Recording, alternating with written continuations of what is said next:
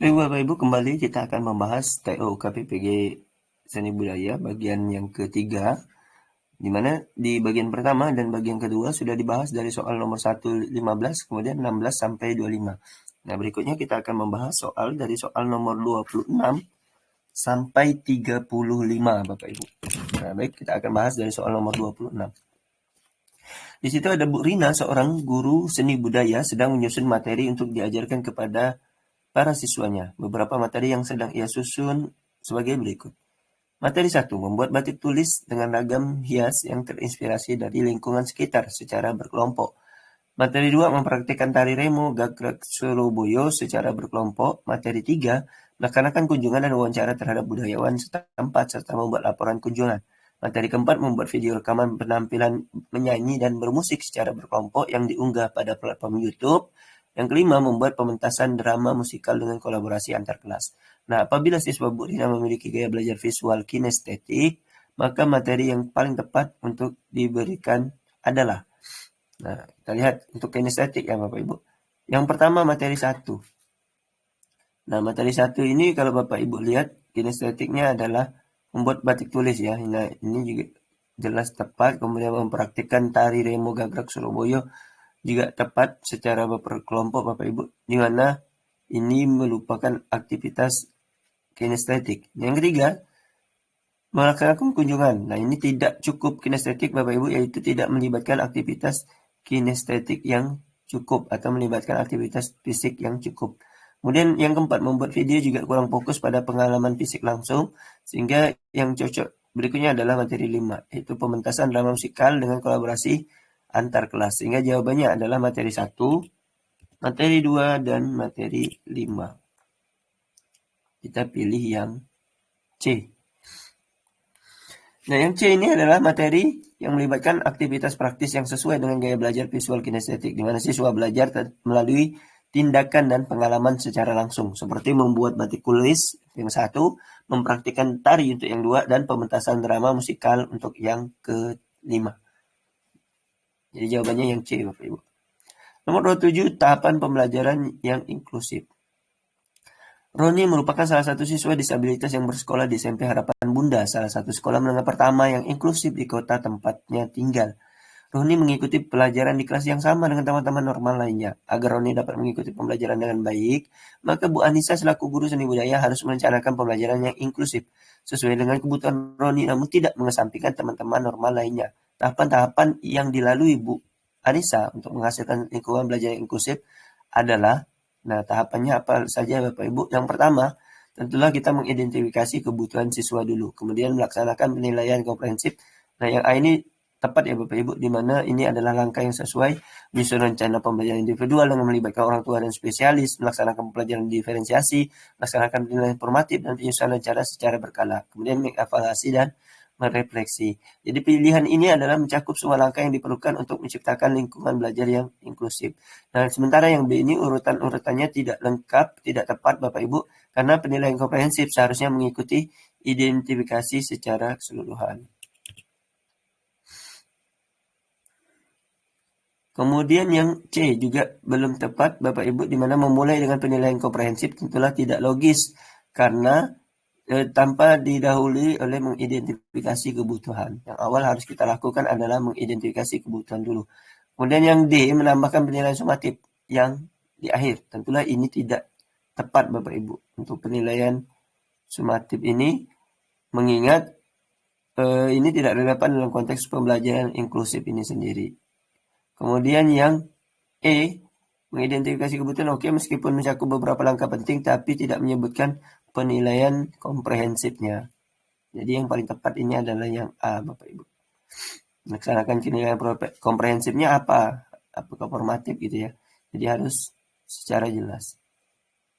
Ditambahkan dengan penilaian komprehensif menjadi tidak sesuai. Nomor 28. Tahapan pembelajaran yang dilakukan Bu Indira Bapak Ibu. Nah, di sini Bu Pembelajaran inklusif merupakan pendekatan yang bertujuan memastikan seluruh siswa mendapatkan kesempatan belajar yang sama di satu ruangan. Untuk menciptakan lingkungan belajar yang inklusif, Bu Indira hendak membuat sebuah proyek mandiri yang disesuaikan dengan kebutuhan siswanya. Setiap siswa diminta untuk memilih salah satu cabang seni sesuai dengan minatnya masing-masing dan membuat sebuah karya seni sesuai dengan minat serta bakatnya. Siswa diminta untuk merekam proses berkaryanya dan mengunggahnya di media sosial masing-masing. Sebelum memberikannya kepada siswa, Bu Indira berinisiatif untuk melakukan riset terkait spesifikasi dan kesediaan smartphone yang dimiliki siswa. Hasilnya, sebagian besar siswa telah memiliki platform yang dituju serta spesifikasi smartphone telah memenuhi untuk menghasilkan visual yang bagus. Tahapan pembelajaran yang dilakukan Bu Indira adalah apakah tahap perencanaan pembelajaran? Nah, iya, Bu Indira ini sedang melakukan tahap perencanaan pembelajaran, Bapak Ibu. Di mana di sini Bu Indira melakukan riset dulu untuk memastikan bahwa proyek sesuai dengan kebutuhan siswa. Sehingga yang ini adalah merupakan bagian dari tahap perencanaan. Nah, kalau tahap pelaksanaan belum terjadi Bapak Ibu, yaitu saat ini masih dalam tahap perencanaan, sehingga yang B keliru. Tahap penilaian apalagi belum dilakukan karena proyek saja belum dilaksanakan. Tahap evaluasi dan pengembangan juga tidak relevan pada tahap yang dituliskan di soal. Kemudian penguatan dan kekayaan juga tidak relevan karena belum juga pelaksanaan. Sehingga ini adalah tahap perencanaan. Nomor 29, yaitu evaluasi proses dan hasil pembelajaran seni budaya. Pak Basuki adalah seorang guru seni budaya yang mengajar di kelas 7 sekolah menengah pertama. Salah satu tujuan pembelajaran seni budaya atau seni rupa di kelas 7 adalah menggambar flora, fauna, dan alam benda. Agar pembelajaran seni budaya berjalan dengan baik dan berkelanjutan, maka evaluasi proses dan hasil yang harus dilakukan Pak Basuki adalah Bapak Ibu, yaitu yang pertama kita cek tes tertulis terkait menggambar flora, fauna, dan alam benda. Tentunya yang A ini tidak mencerminkan proses kreatif yang terjadi dalam menggambar Bapak Ibu. Sehingga yang tepat adalah yang B, mengarahkan siswa untuk membuat karya untuk portofolio. Nah, yang B ini, portofolio merupakan cara yang baik untuk mengevaluasi proses dan hasil, memberikan gambaran menyeluruh tentang perkembangan siswa.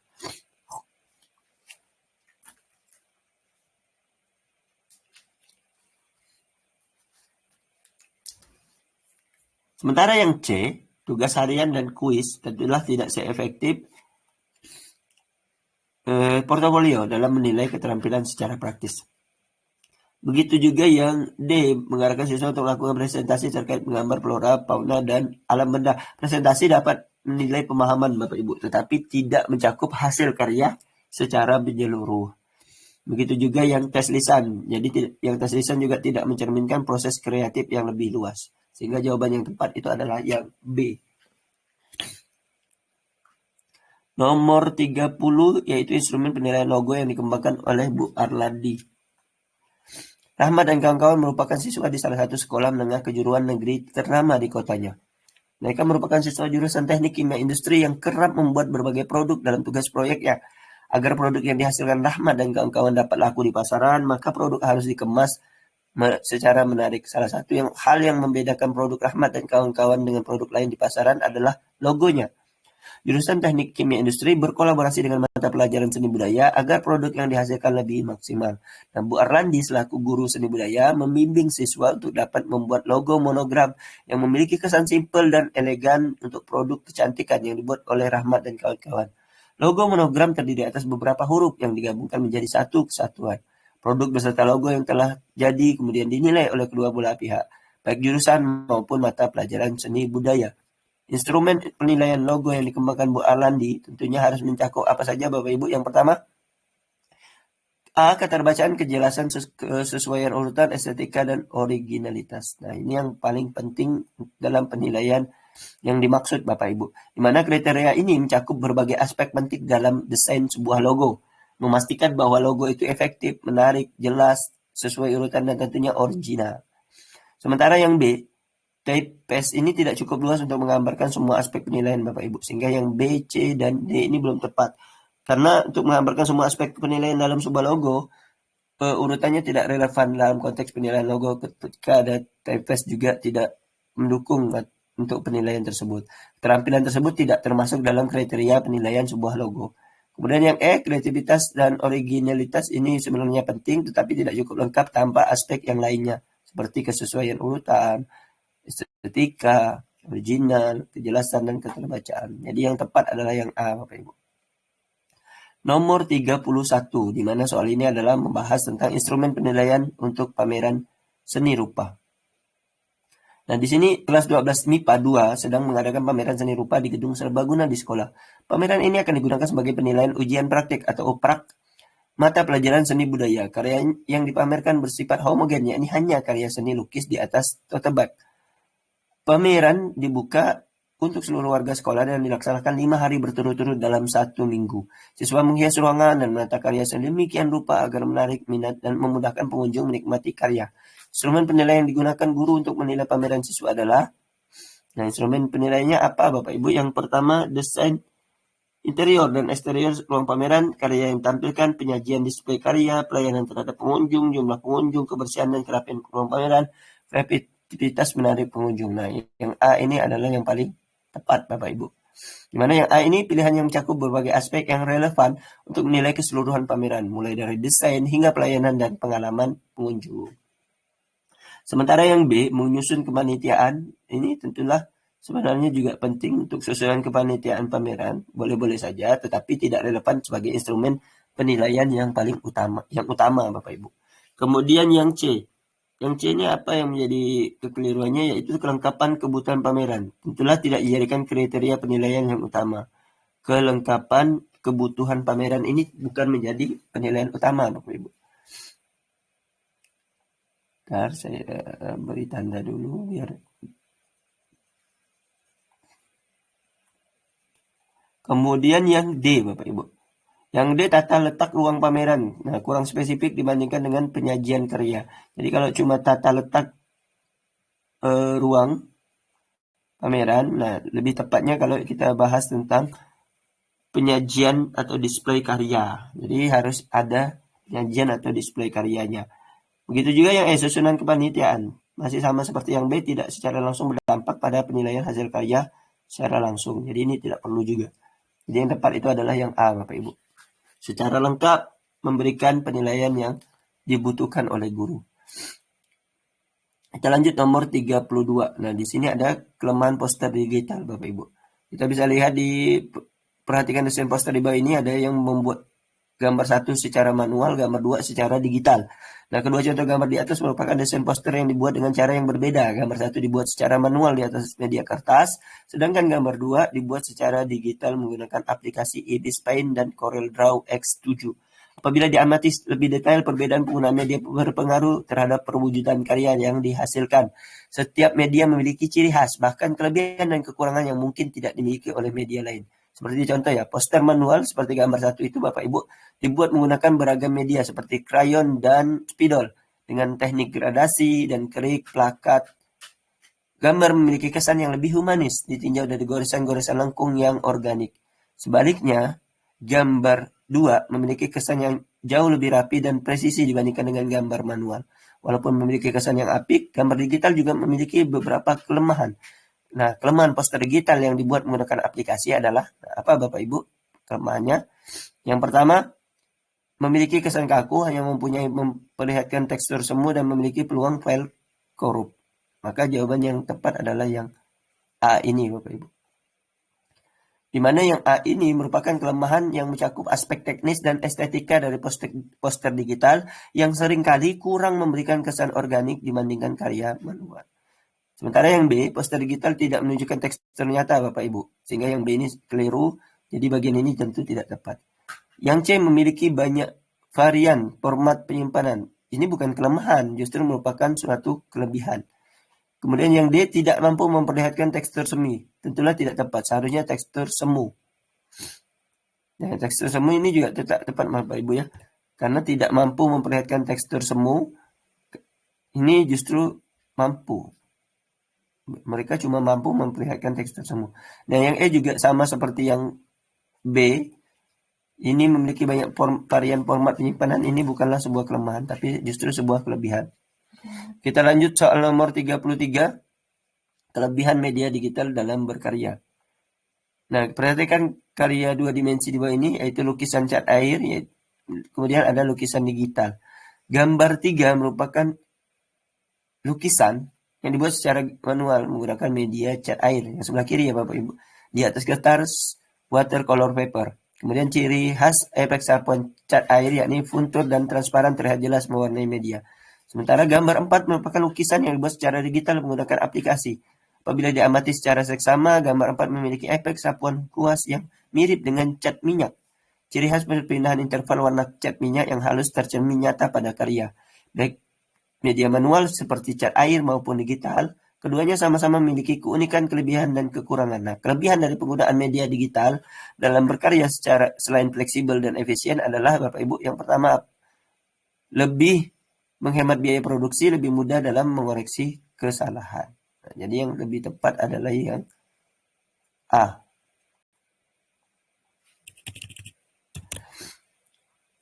Di mana kelebihan ini mencerminkan efisiensi biaya dan kemudahan pengeditan yang menjadikan salah satu keuntungan utama dari penggunaan media digital.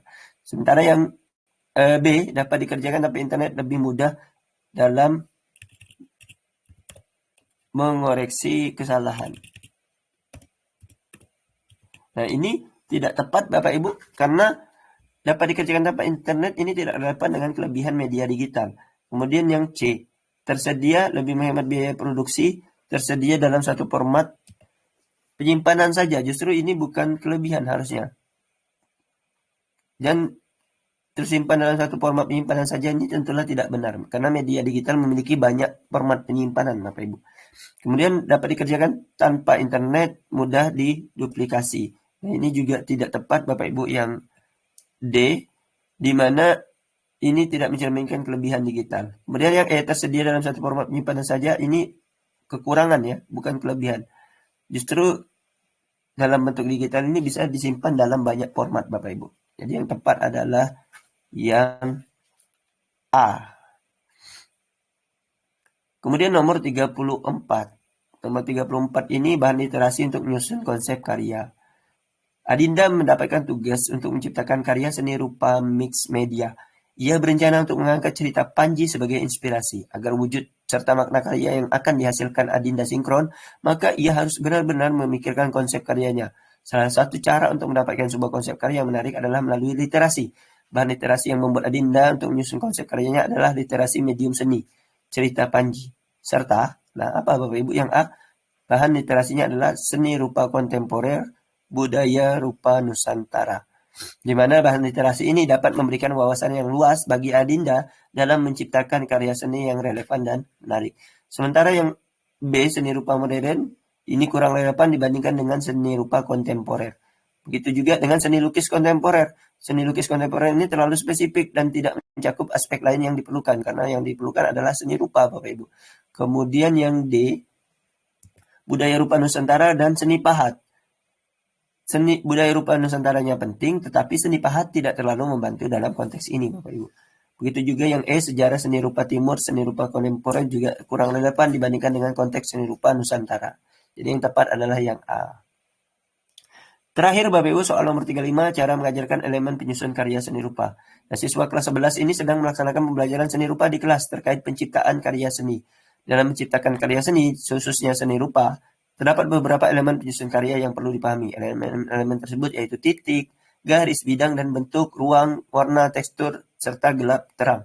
Cara mengajarkan seluruh elemen penyusun karya seni rupa yang tepat kepada peserta didik kelas 9 adalah, nah yang pertama, menyanyikan video tutorial. Tentulah tidak cukup Bapak Ibu, tidak cukup interaktif untuk penugasan elemen seni rupa. Maka yang cocok adalah memberikan soal menggambar nirmana dengan gabungan elemen seni rupa secara bertahap. Nah, jadi ini adalah pendekatan yang tepat Bapak Ibu karena memungkinkan siswa memahami dan menerapkan elemen seni rupa dengan cara terstruktur dan progresif. Sementara yang pilihan-pilihan lain yang C, memberikan demonstrasi, Bapak Ibu satu persatu tidak akan memberikan pemahaman menyeluruh secara langsung. Begitu juga yang D, kunjungan ke pameran. Tentunya dapat meningkatkan literasi visual, tetapi tidak secara spesifik mengajarkan elemennya. Begitu juga yang E, mengarahkan hanya siswa untuk membaca buku tentang nirmana tentulah tidak cukup praktis untuk penguasaan elemen seni rupa. Oke, begitu Bapak Ibu pembahasan TU KPPG Seni Budaya bagian yang ketiga. Sudah tuntas pembahasan yang PCK dari bagian 1 sampai bagian 3. Selanjutnya akan dibahas bagian keempat, di mana soal nomor 36 sampai 50, yaitu tentang SJT. Terima kasih Bapak Ibu. Assalamualaikum warahmatullahi wabarakatuh.